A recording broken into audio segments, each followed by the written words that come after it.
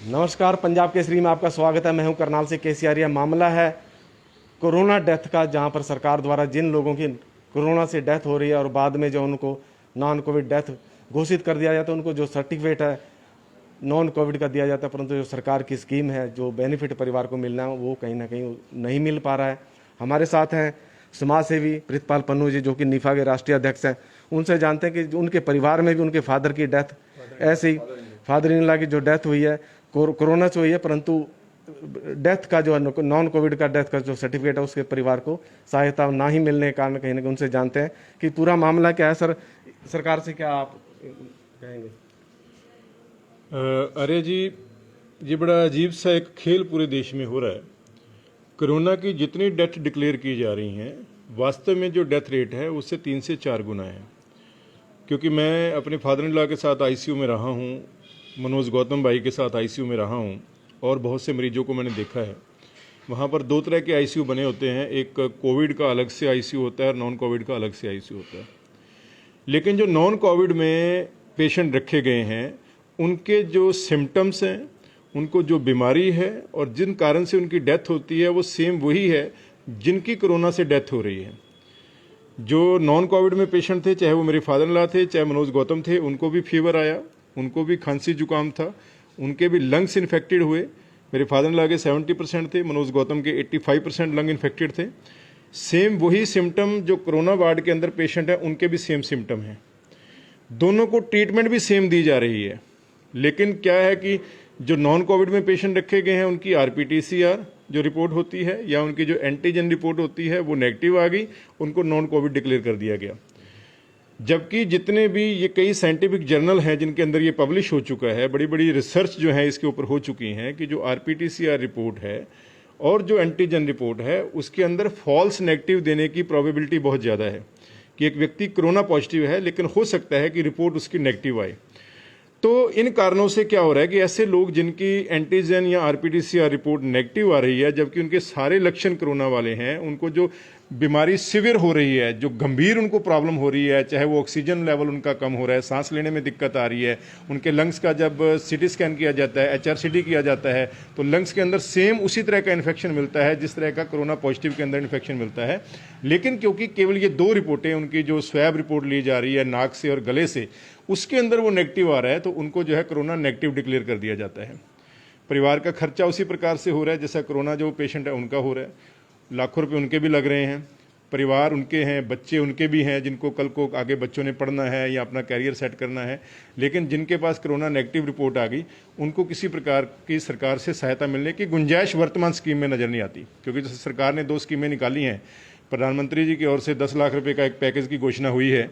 इसी प्रकार से जो कोरोना से डेथ हुई है, जहां बच्चे अनाथ हुए हैं, वहाँ उनके एजुकेशन के लिए सरकार की तरफ से कोई स्कीम आई है। ये स्वागत योग्य कदम है, इनका हम स्वागत करते हैं।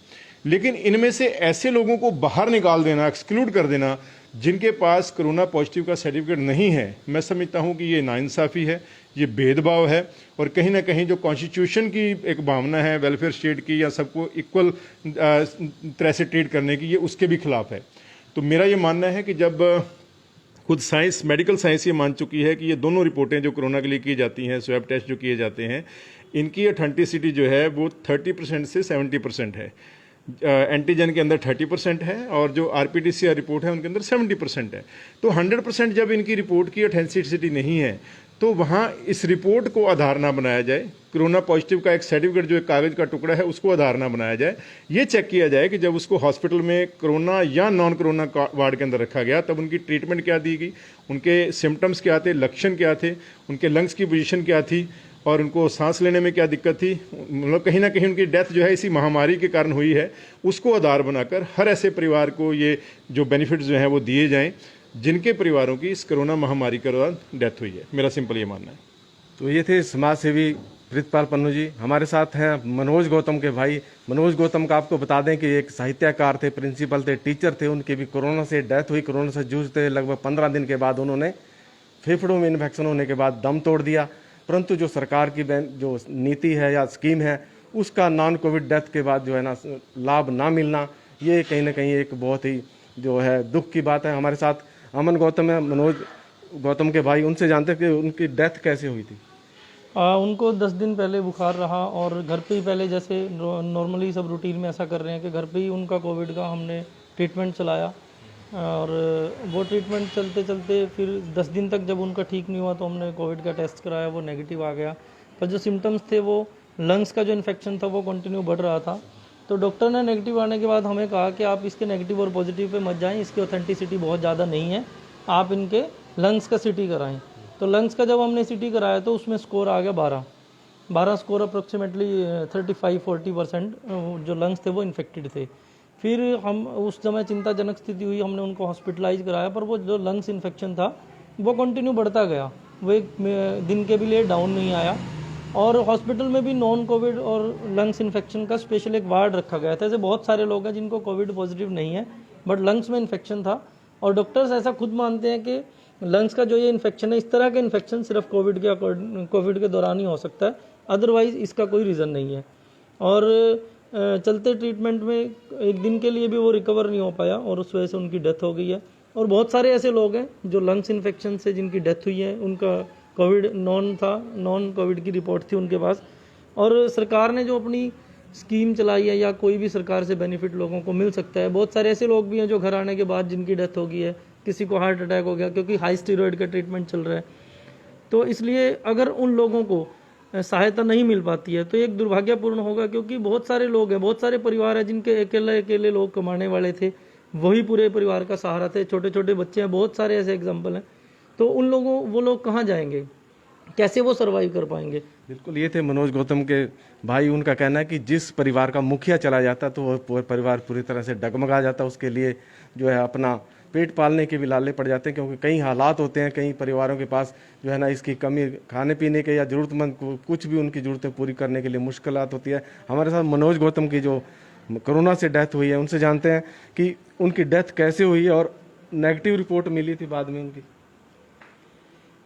जी, मेरे हस्बैंड मिस्टर मनोज गौतम हर किसी का अच्छा सोचने वाले, हर एक अच्छी भलाई के लिए काम करने वाले, औरतों के लिए, बच्चों के लिए, बूढ़ों के लिए, हर किसी की सहायता करने वाला इंसान एक इस महामारी का शिकार हो जाते हैं। और दुर्भाग्य की बात यह है कि सरकार भी हम जैसे लोगों के साथ भेदभाव करने पे खड़ी है। कहते हैं कि जिनके पास एक कागज़ का टुकड़ा होता है जिस पे कोविड लिखा होता है उसको सहायता मिलती है, और जिसको दुर्भाग्य से नॉन कोविड है बट वो कोविड से ही जा रहे हैं तो उनको वो सहायता नहीं मिल पा रही है।